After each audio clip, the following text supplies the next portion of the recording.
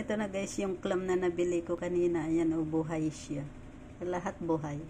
Ayan, lumabas na yung, nilalabas nila yung, ano, yung kinain nilang mga madumi. Kasi, dapat pala yung, ano, yung clam ay ibabad yan sa salty na water.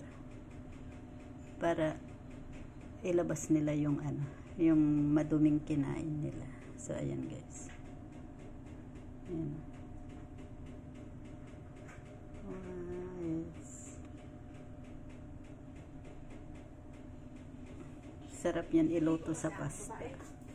Kasangsang po na pa lang. Kasangsang po na pa.